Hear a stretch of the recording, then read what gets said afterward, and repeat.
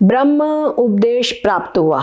समझे, ब्रह्म ज्ञान का उपदेश प्राप्त हुआ। लेकिन उस उपदेश के बाद में जो जिसको उपदेश प्राप्त हुआ है वो बहुत व्यवहारिक कार्यों में लग जाए, रजोगुण आदि कार्यों में लग जाए और उसका चिंतन न करे, न चिंतन कर पाया, तो ऐसी स्थिति में वो वो जो उसको आत्मज्ञान का उपदेश, जो जीवन मुक्ति प्राप्त होनी थी, उससे वो वंचित रह जाएगा। समय उसको नहीं मिला, सारा समय उसमें बिता दिया। अब उसके बाद में उसकी मृत्यु का समय आ गया, समझ गए, उसकी मृत्यु का समय आ गया, ठीक है,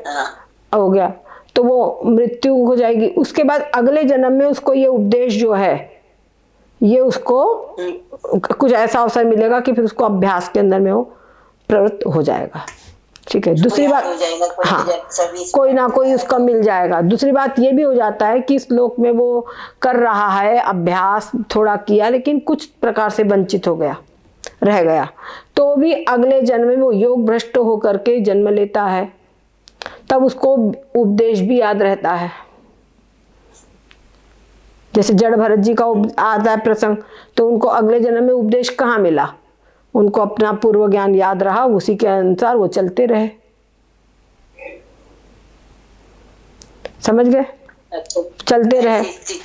हाँ, ऐसे ही यहाँ पर उसको ब्रह्म ज्ञान का उपदेश,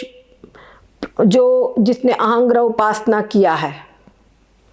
ठीक है, तो अहंग्रह उपासना का मतलब तो यही हो रहा है कि सब कुछ मैं ब्रह्म रूप ही हूँ, सार तो ये निकल रहा ना, मैं ब्रह्म रूप हूँ।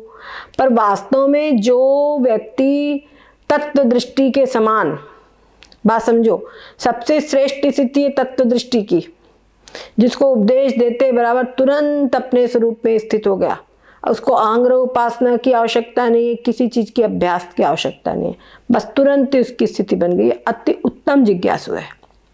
अति उत्तम साधन चतुष्टय संपन्न जिज्ञासु है। उसके बाद लेकिन अभी उसका मन कोई ऐसा है जिसका मन ब्रह्म विद्या में भी लगता है, रजोगुण तमोगुण में भागता भी है, उसके लिए यह अहंग्रह उपासना नंबर 2 वाले के लिए,